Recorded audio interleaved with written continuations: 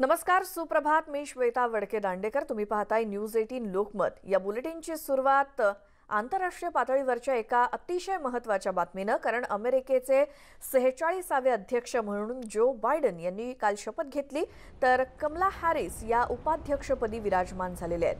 Washington DC मधील अमेरिकेचं सत्ता केंद्र असलेल्या कॅपिटल हिलमध्ये हा दिमाखदार आणि बहुप्रतीक्षित असा सोहळा पार पडला.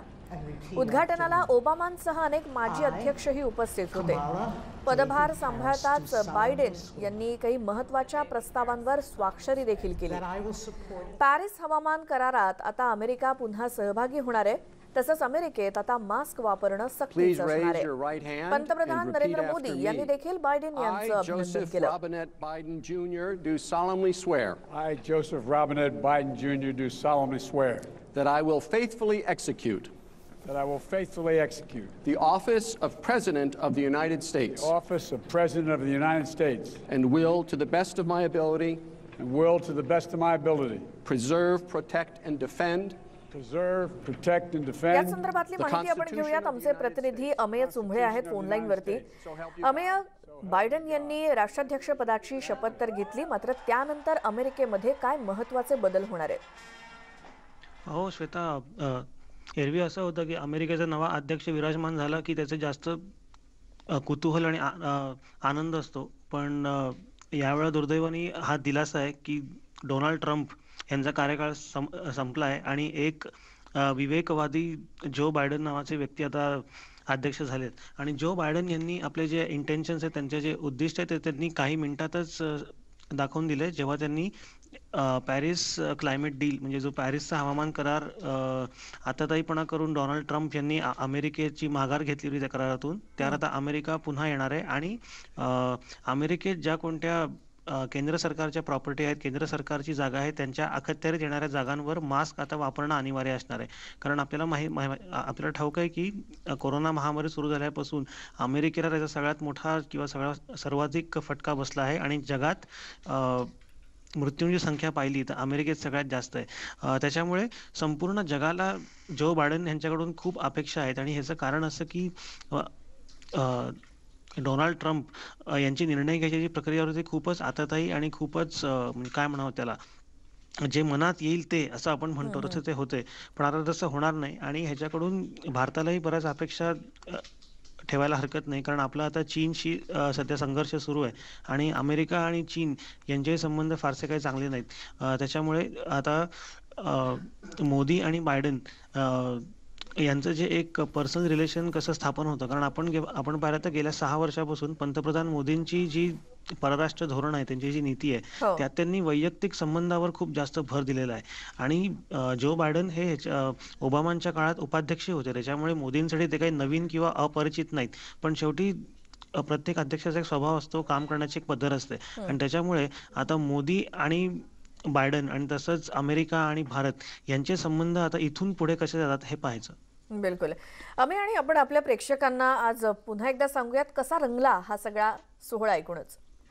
हो श्वेता, आपण जर का पाहिलं तर भारत किंवा अन्य देशांपेक्षा हा सोहळा बराच वेगळा असतो. ह्याचं कारण असं आहे की या सोहळ्याची तारीख, वेळ आणि ठिकाण हे कधीही बदलत नाही. गेल्या 250 वर्षापासून ते सेमच आहे. म्हणजे आपण जर का पाहिलं की 4 जानेवारी रोजी ज्या कॅपिटल हिलमध्ये हिंसा झाली, त्याच कॅपिटल हिल इमारतीच्या आवारात हा सोहळा होतो. कारण कॅपिटल हिल हे अमेरिकन सरकारचं केंद्रस्थान किंवा सत्तास्थान म्हणायला हवं. कारण तसं अमेरिकेचे अध्यक्ष यांचं निवास आणि कार्यालय हे व्हाईट हाऊस जरी असलं तरी अध्यक्ष आणि उपाध्यक्ष सोडले तर अन्य सगळे त्यांचे जे खासदार आहेत, त्यांची जी महत्त्वाची खाती आहेत, मंत्रालय आहेत, ही सगळी कॅपिटल हिलमध्ये स्थित आहेत. आणि त्याच्यामुळे हा सोहळा तिथे होतो आणि याला अभूतपूर्व सुरक्षा होती. कारण 4 जानेवारीला जी हिंसा घडली तसेच काहीसे प्रकार पुन्हा होण्याची शक्यता आहे अशी माहिती अमेरिकन गुप्तचर यंत्रणांना मिळाली होती. पण एरवी म्हणजे कालही हा सोहळा अतिशय दिमागदार होता. अमेरिकेतले मोठे मोठे सेलिब्रिटीज, तिकडे विचारवंत, त्यांचे माजी अध्यक्ष, म्हणजे आपण जर का पाहिलं तर Barack Obama, Michelle Obama, Bill आणि हिलरी क्लिंटन असे अनेक महत्त्वाचे व्यक्ती माजी अध्यक्ष या सोहळ्याला उपस्थित होते. लेडी गागा यांनी अमेरिकेचं नॅशनल अँथम गाऊन सोहळ्याची सुरुवात केली. तसंच टॉम हँक्सही होते. सो आपल्याला जे परिचित अमेरिकन किंवा अमेरिकेत जन्मलेले किंवा अमेरिकेत ज्यांनी आपली कर्मभूमी बनवली असे अनेक सुपरस्टार्स याला उपस्थित असतात.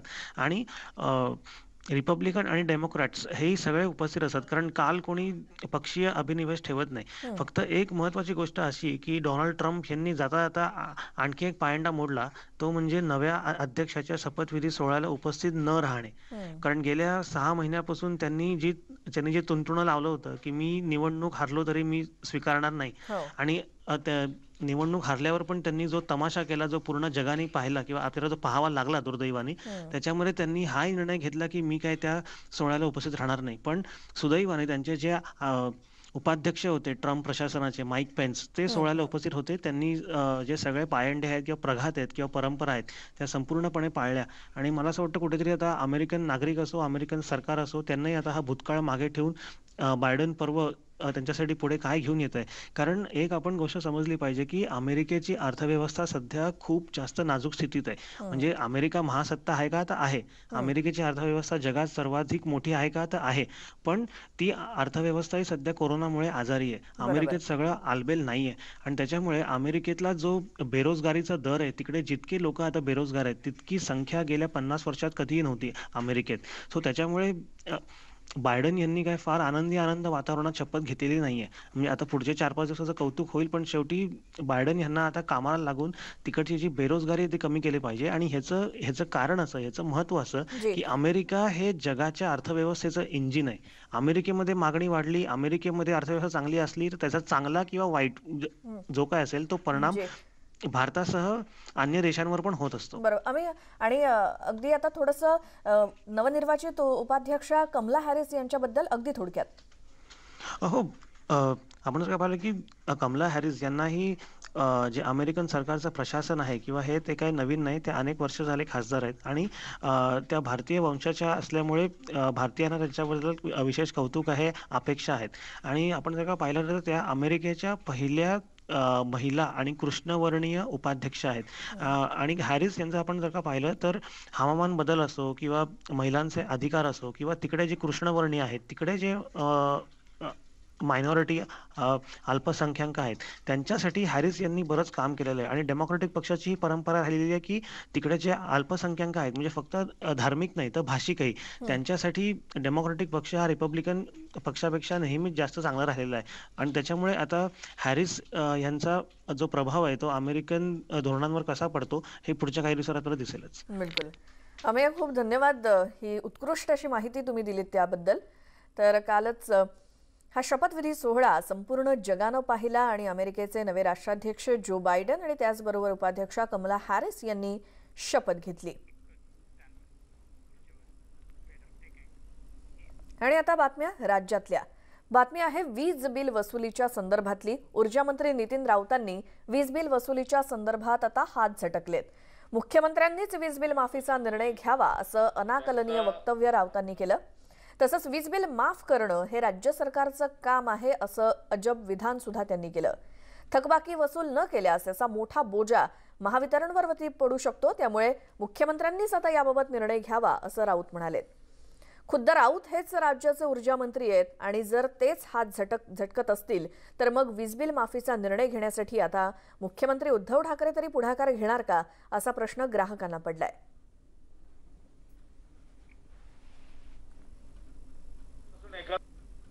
मंत्रिमंडळ बैठकीत मी येण्यापूर्वी खासदार राजू शेट्टी मला येऊन भेटले आहेत आणि आता ते माननीय मुख्यमंत्र्यांना त्यांचं शिष्टमंडळ या ठिकाणी भेटलेलं आहे.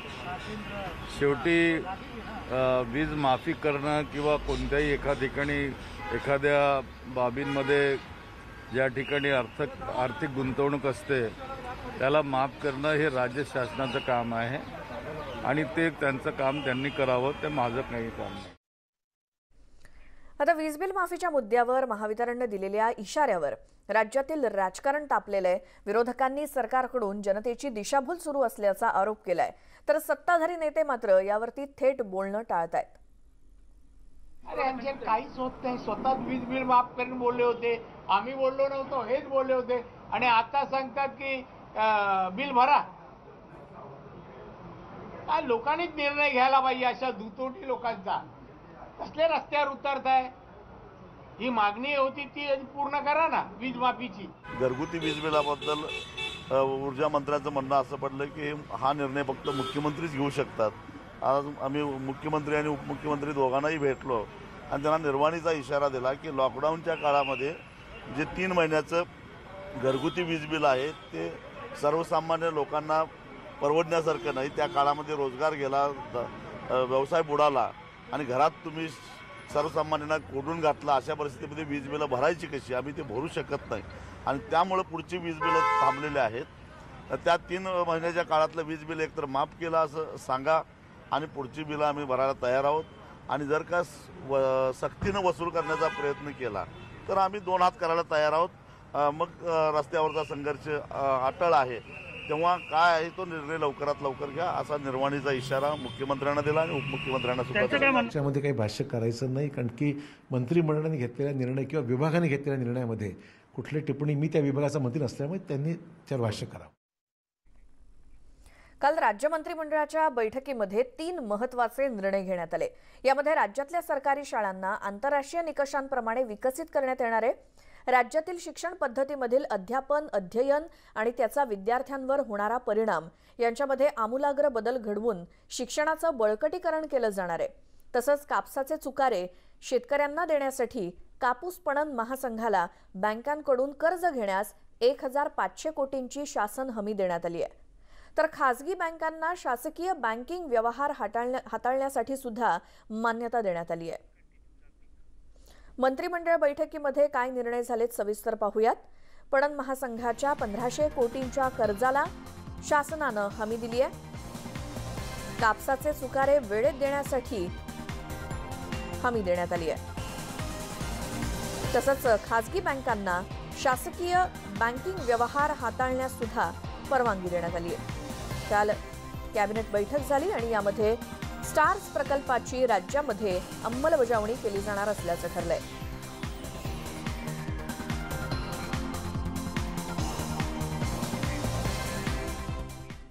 पुढची बातमी आहे सुरक्षेवरून. केंद्र आणि राज्यामध्ये रंगलेल्या आता कलगीतुऱ्याची. कारण सरकारनं राज्यातील सत्ताधारी आणि विरोधी पक्षातील नेत्यांची सुरक्षा कमी केली होती, तर भाजपचे नेते नारायण राणे यांची सुरक्षा काढून घेण्यात आली होती. पण आता नारायण राणे यांना केंद्राकडून Y+ दर्जाची सुरक्षा पुरवण्यात आली आहे. तर भाजप प्रदेशाध्यक्ष चंद्रकांत पाटील आणि नेते किरीट सोमय्या यांना केंद्र सरकारनं सुरक्षा दिली आहे. राज्यातील आजी माजी मंत्र्यांची सुरक्षा कमी करण्याचा निर्णय महाविकास आघाडी सरकारनं जाहीर केला आणि भाजपनं विरोधी पक्षनेते देवेंद्र फडणवीस यांच्या सुरक्षेत सुद्धा कपात केली होती. त्याचबरोबर नारायण राणे यांच्याकडे असलेली Y दर्जाची सुरक्षा काढून घेतली. ठाकरे सरकारच्या या निर्णयामुळे भाजपनं सडकून टीका केली होती. बातमी पुण्यातून आहे. पुणे शहरातील 19 नगरसेवक भारतीय जनता पक्षाला सोडचिठ्ठी देण्याच्या तयारीत असल्याची चर्चा पुण्याच्या राजकीय वर्तुळामध्ये रंगली आहे. गेल्या महापालिका निवडणुकीत पुण्यामध्ये भाजपला मोठं यश मिळालं होतं.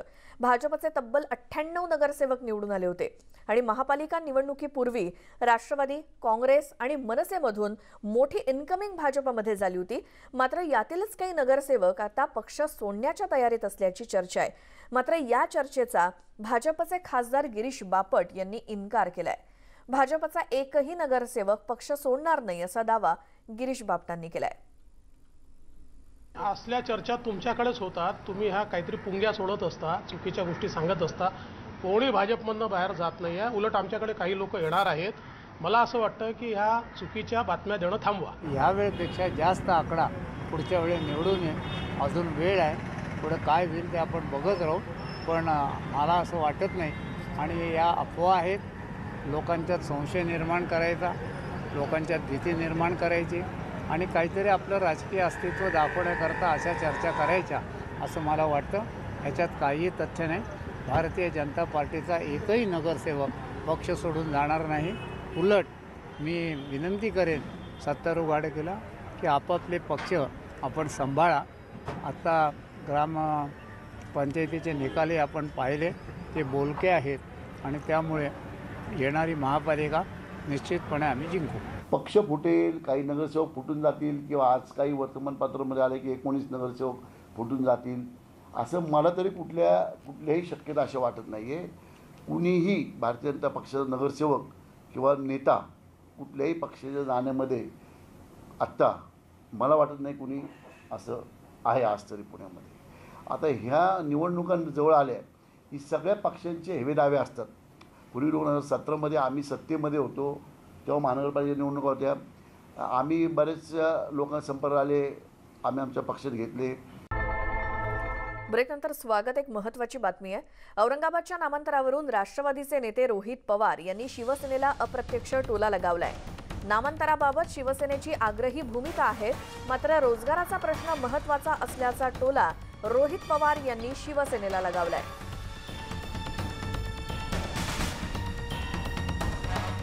मागे काय हेतू होता हे मी सांगणार नाही, पण अनेक लोकांचं असंही म्हणणं आहे की नाव हे संभाजीनगर दिलं पाहिजे. पण व्यक्तिगत मी माझं मत अनेक वेळा मांडलेलं आहे की एखाद्या गावाचं, एखाद्या शहराचं नाव जर आपल्याला बदलायचं असेल तर त्या शहरामध्ये राहणाऱ्या लोकांना सुद्धा जर विश्वासात घेता आलं आणि लोकशाही पद्धतीने असेल ना तर वेगळ्या माध्यमातून त्यांचं मत समजून घेतल्यानंतर जो काही निकाल त्याच्यामध्ये येईल, मग त्या निकालाला ताकद देण्याची जबाबदारी ही सरकारची असते असं मला वाटतं. नाव द्यायचं नाही द्यायचं सरकारचे अनेक नेते आहेत, त्याच्यामध्ये ते नक्कीच योग्य असा निर्णय घेतील. पण लोकांना सुद्धा जर विचारलं तर मग लोकमत सुद्धा आपल्याला कळेल असं मला वाटतं. पुढची बातमी. अंमली पदार्थ विरोधी कारवाई म्हटलं की सध्या एकच नाव चर्चेत आहे, ते म्हणजे समीर वानखेडे.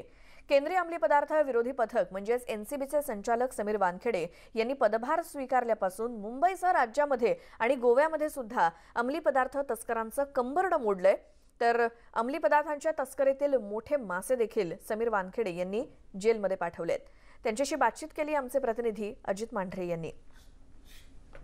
साधारणपणे लोकांचा असा समज असतो की अंमली पदार्थांमध्ये कारवाई केली जाते ती साधारणपणे सामान्य लोक जे असतात त्यांच्यावर कारवाई केली जाते. पण तुमच्या बाबतीत आम्ही पाहिलं की फक्त सामान्य नाही तर बॉलिवूडच्या देखील बड्या बड्या लोकांना, उद्योगपती असतील, यांना देखील समान कायद्यानुसार तुम्ही त्या ठिकाणी कारवाई केली आहे. मुंबई एनसीबी जे NDPS ॲक्ट व्हायोलेशन करतात सर्वांवर कारवाई करते आता. आणि आता हल्लीचे जे केसेस तुम्ही बघणार, so we have taken action on the suppliers, peddler chain, या लोकांवर पण मोठी कारवाई केलेली आहे. आम्ही सर्वांना, आम्ही जे NDPS ॲक्ट व्हायोलेट करतो त्यांच्यावरती कारवाई घेतो आम्ही.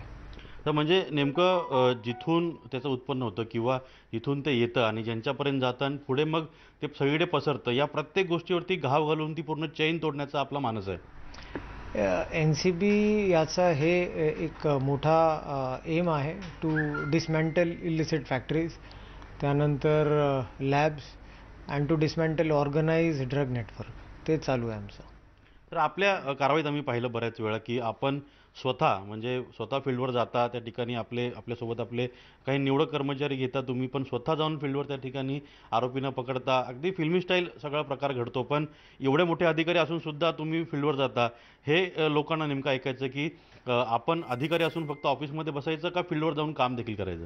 नाही, हे देशसेवा आहे. म्हणजे यामध्ये काही there is absolutely no doubt. National सर्व्हिससाठी ते गरजेचं आहे, ते करतो. या अनुषंगे येत्या काळामध्ये मुंबईतलं, विशेषतः मुंबईमध्ये आणि मुंबईच्या आजूबाजूचा परिसर आहे, तिथे सर्व प्रकारचे ड्रग्स नेक्सस जे आहेत ते पूर्णपणे डिस्ट्रॉय होतील.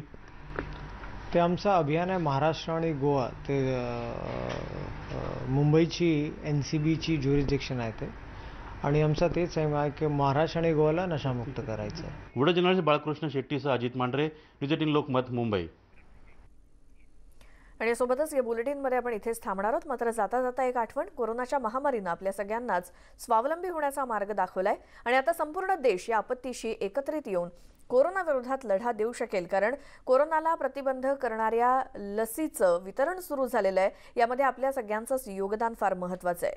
या माध्यमातून या विषाणूला मात देण्यासाठी आपल्याला एक पाऊल पुढे टाकायचं आहे आणि या मोहिमेत नेटवर्क 18 सुद्धा आपल्यासोबत असणार आहे. जोपर्यंत सगळे सुरक्षित होत नाही तोपर्यंत कुणीही सुरक्षित नाही आणि याच उद्देशानं आपल्याला संजीवनी मोहिमेअंतर्गत हे निश्चित करायचं आहे की लसीकरण हा प्रत्येक भारतीयाचा अधिकार आहे.